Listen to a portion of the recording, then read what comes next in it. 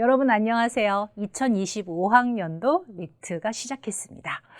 공부를 시작할 때 우리가 가장 먼저 살펴보아야 될 건 올해 내가 어떤 공부를 해야 될까가 되겠죠. 그래서 저는 우리 여러분들이 올해 시험을 보기 위해서 이 언어 이해를 공부하기 위해선 어떤 커리큘럼이 기다리고 있는지 올해의 문라보 커리큘럼 가이드를 간단하게 마련해 보았습니다.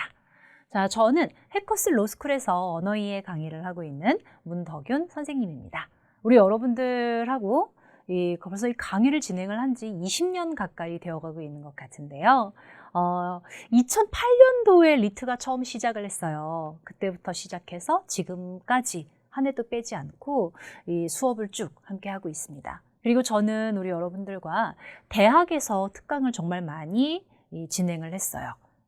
주요 대학, 서울대, 고려대, 이화여대, 한양대, 중앙대와 같은 주요한 서울 시내의 대학에서 로스쿨 준비반 특강을 진행을 했었고요. 현재 중앙대학교 공공인재학부의 강사로 나가서 여러분들과 전공 수업을 진행을 하고 있는 선생님이기도 합니다.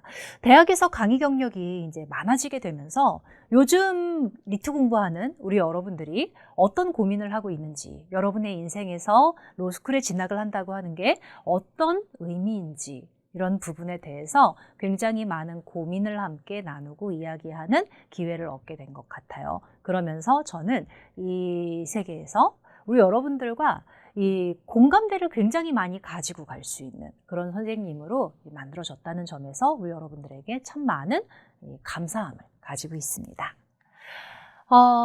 그 결과 만들어지게 된 게 제 커리큘럼이 이제 다른 커리큘럼과 비교를 할 때 어떤 점이 제일 좋냐? 라고 했을 때 가장 자신감 있게 좀 자랑스럽게 내세울 수 있는 결과가 된 것 같아요. 바로 문라보 전문가 팀이 저와 함께 한다라고 하는 겁니다.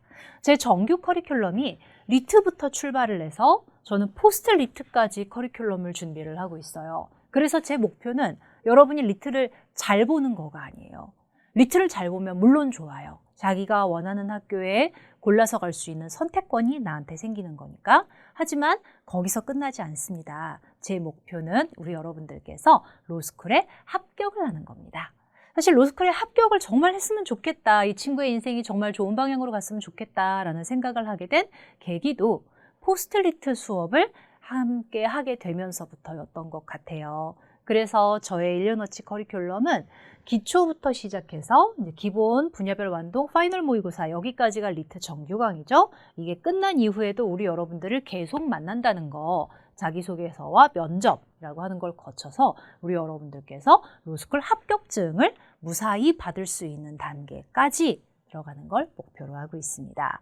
자, 그러면서 우리 전문가 팀은 뭐냐면 저는 강의를 되게 오래 했잖아요.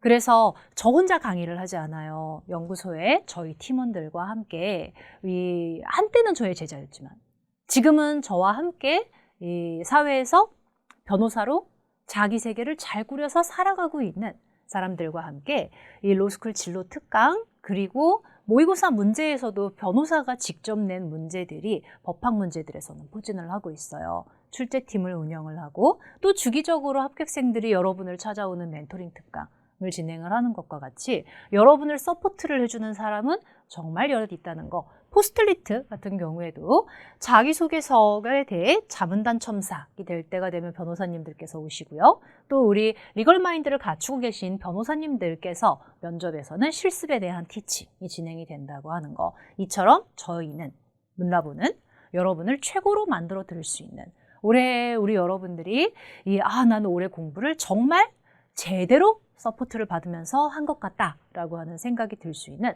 알찬 커리큘럼을 구성을 하고 있습니다. 언어 이해를 참 만났을 때 우리가 어려운 지점이 있어요. 우리 학생들이 되게 많이 하는 얘기, 70분이 너무 부족해요. 문제를 70분 안에 다 풀기에 너무 양도 많고 지문도 어려워. 모르는 얘기도 되게 많아요. 그러다 보니까 우리가 되게 많이 시험을 잘 보고 싶잖아요.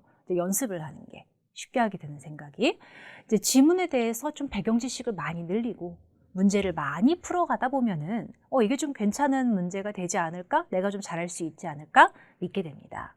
근데 참 야속한 게 그렇게 내가 연습을 했는데 점수가 시험장에서 내가 처음에 문제 풀었을 때랑 무슨 차이가 있지? 이런 생각이 들 만큼 변화가 잘 안 되는 과목으로 언어 이해는 상당히 유명합니다.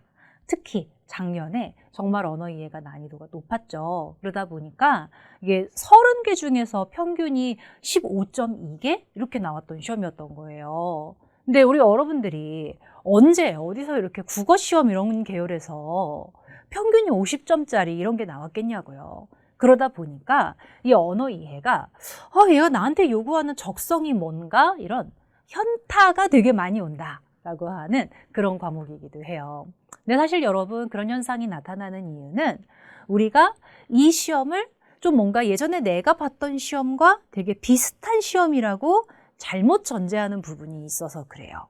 이전에 우리가 봤던 수능 시험과 같은 형태의 시험에서는 시험의 목적 자체가 이 친구가 그러니까 이 대학에 와가지고 전공 과목을 듣고 이해를 하는데 필요할 만큼의 바탕이 만들어져 있는가라는 거를 측정하고자 했어요. 물론 그 바탕에는 문제를 해결을 하기 위한 문해력이라고 하는 능력도 있지만 사회적으로 뭔가를 읽고 이해하는 데 필요한 기본 상식이라고 하는 게 있는 거예요. 그걸 교육과정 안에 교과서로 만들어 놓았고 그 교과서 안에 담겨 있는 지식에 대한 1차적인 이해를 우리가 배경 지식으로서 그렇지 공유하고 있는가라고 하는 대목이 있었던 거예요.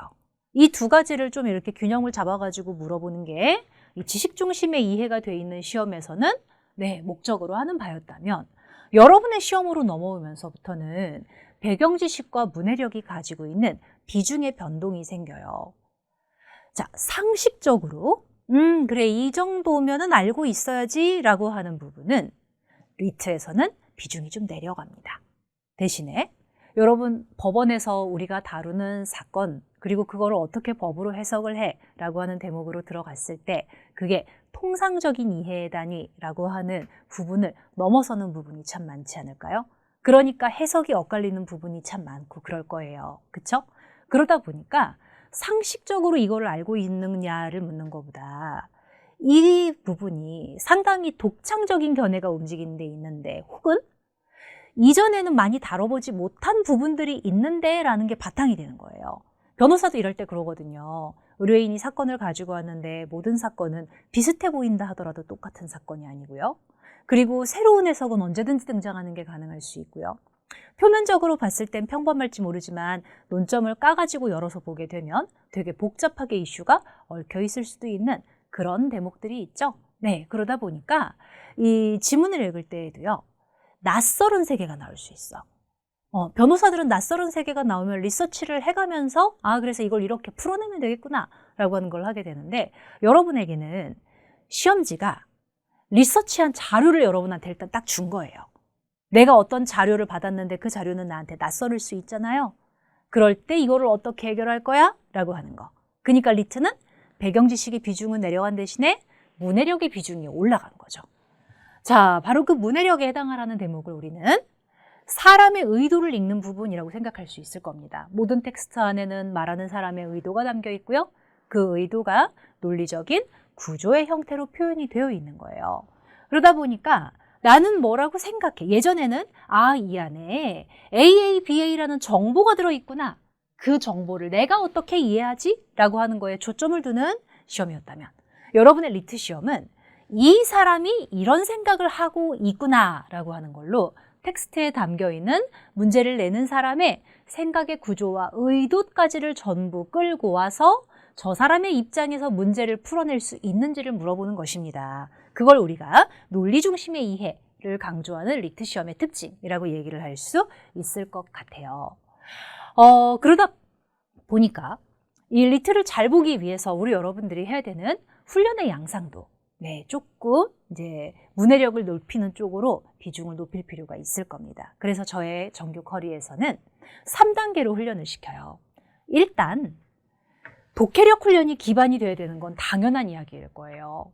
여러분의 언어 이해는 지문 안에서 아는 얘기도 낯설게 쓸 수 있고 모르는 얘기도 경계 없이 많이 나오는 경향이 있어요. 시험 범위 없고요. 지문에서 다루는 범위도 굉장히 넓은 편이에요. 그러다 보니까 저 안에 담겨 있는 사람의 시각을 어떻게 볼 것이냐라고 하는 거는 내 눈으로 일단 정확하게 읽어야 하는, 이걸 이제 제가 수업에서는 구조독해라고 하는 걸로 부르고, 그 구조독해를 내가 얼마나 잘하는지 확인을 하기 위한 정리노트 훈련을 시키는데요.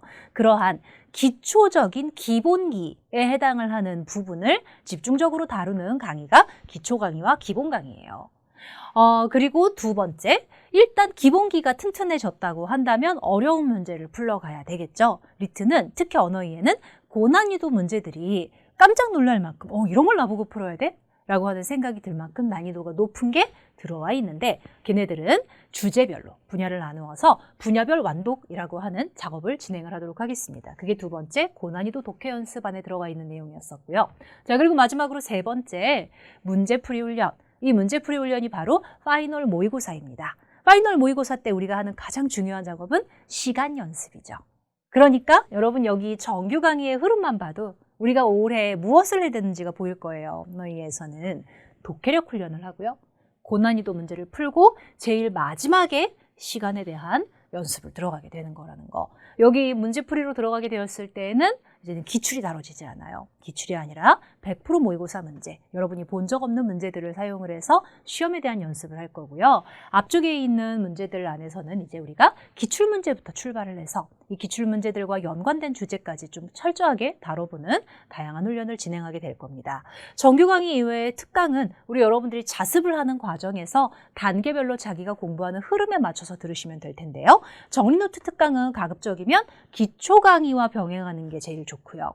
만약에 기본부터 시작했다고 한다면 기본과 병행하셔도 무방하긴 합니다. 그리고 전개념 기출 특강은 이제 자습을 하면서 기출을 우리가 언젠가는 회차별로 보게 되잖아요. 회차별로 기출을 공부를 할 때 내가 이 공부를 제대로 했는지 확인을 할 수 있는 시기에 자습을 돕는 도구로서 활용을 해주시면 되겠습니다. 자, 그러면 조금 더 자세하게 각각의 단계에서 우리 여러분들이 어떤 훈련을 하게 되는지, 선생님은 파워-J, 이 파워-J의 강의 계획을 보도록 하겠습니다. 제가 커리큘럼 때 좀 많이 자세하게 하는 편인데요. 저는 강의를 들어올 때 내가 뭘 하는지 잘 모르고 들어오면 적응하는 데 시간이 되게 많이 걸린다고 생각해요. 그래서 가이드를 들으면서 이 강의 안에 이런 게 담겨 있구나. 나는 이게 지금 필요하니까 이걸 들어야지 라고 하는 생각을 하고 들어와야 적응을 금방 하는 것 같아요. 그래서 좀 자세하게 계획표를 보여드릴 테니까 우리 여러분들 잘 따라와 주시면 좋겠어요. 기초 강의의 초점은 문제 유형을 익히는 거예요. 문제 유형을 익히는 게 언어이해에서는 왜 중요하냐면, 언어이해는 지문 하나에 문제가 3개가 붙어 있어요. 근데 학생들이 되게 많이 하는 얘기예요. 3개의 문제가 유기적으로 연결되어 있기 때문에 이 유기적으로 연결된 문제들에 대해서 어떻게 저 질문을 알아듣고 문제를 해결하는 순서를 잡느냐에 따라 문제를 해결을 하는 효율성이, 문제를 생각을 하는 동선이 많이 달라지게 돼 있어요. 그래서 시험지를 읽고 출제자의 질문을 자신의 문제풀이에 활용을 할 수 있는 능력이 있는 사람과 그렇지 않은 사람의 점수의 격차가 크게 납니다. 문제를 풀 때 쓰는 힘이 빠지는, 힘을 쓰는 정도도 되게 차이가 크게 되고요. 여러분 1교시 끝나고 나면 2교시 추리 논증 넘어가야 되잖아요. 1교시 때 너무 많이 힘을 쓰면 2교시에 가서 제대로 퍼포먼스가 안 나올 수 있어요. 그래서 우리가 문제를 푸는 연습을 할 때 가장 먼저 하게 되는 건, 저 사람은 나한테 뭘 하라고 하는 것인지 질문을 잘 독해하고 질문이 원하는 방향에 맞춰서 지문의 독해를 해서 복잡하게 얽혀있는 정보에서 이런 흐름이라고 한다면 우리는 여기에 주목을 해야 되겠구나라는 판단을 하는 연습을 할 수 있어야 돼요. 그래서 기초 강의는 총 10개, 되게 짧은 수업이죠. 10개의 수업에서 분석, 추론, 비판이라는 의사소통의 단계에 따라 시험에서 자주 출제되는 문제의 유형들을 분류하고, 이런 유형에서는 이렇게 움직이면 됩니다 라고 하는 여러분의 문제풀이 방식에 대한, 습관에 대한 점검을 할 거예요. 제 강의 중에서는 가장 친절한 수업이고요. 가장 콤팩트하고요. 마치 리트에 대한 가이드 수업 같은 느낌이라고 생각해 주시면 되겠습니다. 그래서 이런 종류의 시험에 좀 많이 익숙하지 않은 경우 있잖아요. 대학 입학할 때 수시로 들어와서 수능을 그렇게 비중 있게 본 적이 없는 경우라든가, 아니면 좀 이렇게 나이가 학교를 졸업한 지 한참 돼서 시험이 너무 낯설어. 뭐 이런 경우라든가. 그렇지 않으면 나는 아직 대학교 2학년, 3학년인데 좀 미리 리트가 어떤 건지 좀 알아본 다음에 준비를 차근차근 하면 좋겠어? 라는 생각이 드는 경우에도 이 강의를 수강을 하시는 걸로 시작하시면 되겠습니다. 자, 이제 시험지의 언어를 익혔다면 그 다음에 우리가 해야 되는 건 지문을 잘 읽어야 되겠죠. 자, 우리 리트 언어이의 지문을 어떻게 읽으면 좋을까라고 하는 걸 가장 본격적으로 공부하는 수업이 바로 기본 강의입니다. 기본 강의는 목적이 구조독해 훈련에 있고요. 그래서 지문이 어떻게 구성이 되는지 핵술 대비 나열, 그리고 지문 안에는 어떤 사고가 담겨 있는지, 논리적 사고라고 하는데 그 논리라고 하는 거의 정체가 어떻게 표현되는지 연역논증, 귀납논증이라는 차원에서 접근을 해보고, 선택지에 대한 판단을 할 때는 어떻게 읽어야 되는지 선택지 독해법, 여기까지 해서 기초 원리를 정리를 하고, 그리고 1회부터 6회까지 연습 문제를 생물학, 철학, 예술, 고전, 법학, 정치학과 같은 시험에서 출제가 되는 다양한 분야에 맞춰서 연습을 해보도록 하겠습니다. 사실 여기 구조독해 후반부의 연습 파트는 심화에서 이어지게 되는 분야별 독해에 본격적으로 들어가기 전에 분야별 독해에서 좀 난이도가 높은 분야는 제가 주제별 완독으로 심화로 뽑아두었어요. 근데 그 전에 우리가 좀 뭔가 논리적으로 읽는 연습을 하는데 좋은 부분으로 미리 좀 추려낸 경향이 있고요. 그리고 마지막에 마무리 평가를 하는 형태로 해서 리트는 이렇게 공부하는 거구나라는 걸 본격적으로 배우게 됩니다. 기본 강의가 아마 우리 여러분들의 리트 공부를 할 때 가장 많이 공부를 시작하는 그런 강의일 수도 있을 것 같아요. 그래서 선생님들이 수업 준비를 할 때 커리큘럼에서 가장 많이 신경을 쓰는 게 이 기본 수업이기도 하거든요. 그래서 여기 기본에 해당을 하는 부분에 있어서는 여기 이 대목은 정말 제가 심혈을 기울여서 준비를 했으니까 우리 여러분께서 꼭 들어주셨으면 좋겠다 라고 하는 거. 정말 내가 시간이 없어서 이 앞에 모의고사 들어가기 전에 정규 수업 중에서 꼭 하나만 들어야 된다라고 한다면 다 듣는 게 제일 좋기는 하지만 그래도 너무 내가 급해서 꼭 하나만 들어야 된다고 한다면 기본을 반드시 들어라. 기본을 듣고 그리고 나서 좀 기출문제를 연습을 해본 다음에 모의고사로 시간 연습을 하는 방식도 있다라고 하는 거 말씀드릴게요. 그만큼 열심히 했다는 이야기고요. 그다음에 제 커리큘럼에서 전개념 기출특강은 2가지 버전으로 되어 있어요. 이 2가지 버전은 여러분의 니즈에 따라 선택하시면 될 것 같아요. 자, 우선 인강 버전은 제가 스튜디오에서 모든 문제들에 대해서 이 문제는 이렇게 들어가는 게 논리적 접근입니다 라고 하는 걸 전개념 기출에 대한 해설 강의를 했어요. 전문항 해설에 굉장히 분석을 상세하게 가지고 가게 될 겁니다. 그러니까 당연히 강의의 볼륨도 되게 크겠죠. 해마다 하나씩 쌓이게 되니까 2013년도부터 해서 2024년까지 쌓여 있으니까 얼마나 분량이 많겠어요? 대신에 이거를 제대로 소화하면서 가게 되면 우리 여러분들은 기출을 아주 정확한 접근을 하는 자습을 할 수 있게 될 거예요. 자, 반면에 현강 버전은 제가 이거는 학원에서 토요일 날에 매해 1월이나 2월 토요일에 찍어요. 토요일 날에 최신 기출에 대해서 이거를 실전과 시간을 똑같이 재고 풉니다.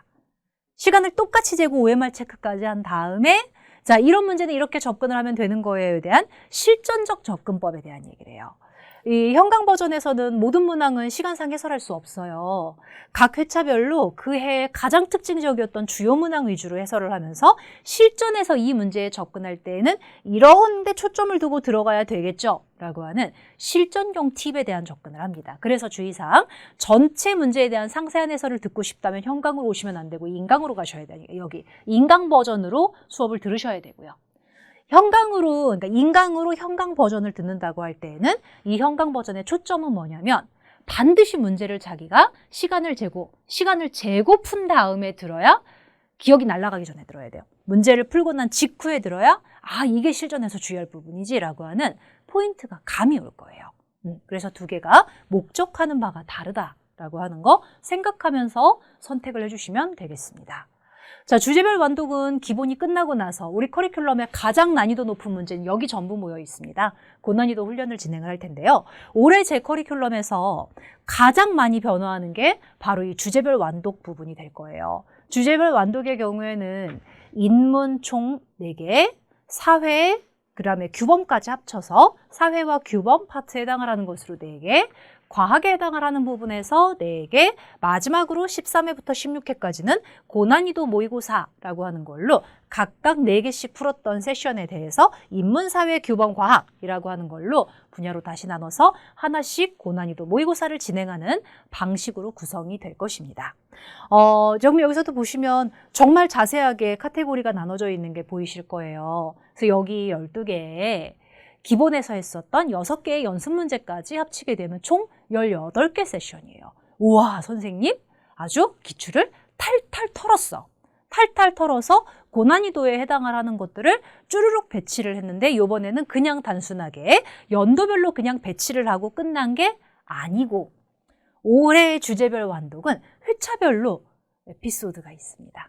문제의식을 설정을 했고요. 회차별로 구성이 되어 있는 문제의식에 대해서 자 이렇게 흐름을 만들어서 일정한 주제를 가지고 리트 지문들이 나한테 어떤 걸 한번 읽어보자라고 이야기를 했었는지 일정한 흐름을 여러분한테 넣어드리려고 그래요. 제가 강의를 진행을 하면서 되게 많이 느꼈던 게 그거예요. 언어이해는 정말 많이 보잖아요. 많이 공부를 읽고 많이 읽다 보니까 어느 순간이 되면 우리 시험을 준비하는 친구들이 눌려요, 문제. 되게 많이 읽었는데 뭔가 머리에 남지? 라고 하는 그런 날아가는 지점도 생기는 것 같아요. 아깝잖아요. 열심히 공부했는데 그래서 좀 잡아서 묶어줄 수 있고 내가 오늘 하루에 공부를 했던 거 안에 어떤 내용이 들어있었고 거기서 나는 무슨 메시지를 받았는지 생각을 할 수 있는 방식으로 구성을 했어요. 물론 리트 시험으로 가서 실전에서는 그런 생각하면 안 돼요.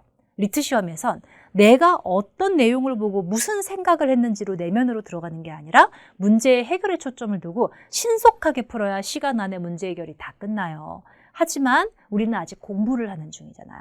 공부를 하는 중에 나한테 내면에 쌓이는 건 자신감이 되거든요. 그렇게 하면서 내가 여기까지 올라가 봤어 라고 하는 성취감이 굉장히 많이 드는 하지만 굉장히 힘들 수 있는 그렇겠죠? 고난이도니까 힘들 거잖아요. 하지만 굉장히 힘들 수 있지만 제가 같이 할 거니까 저랑 같이 올라가면서 우와 나 여기까지 왔네 라고 하는 경험을 할 수 있는 게 올해 주제별 완독이 될 거니까 기대 많이 해주시면 좋을 것 같아요.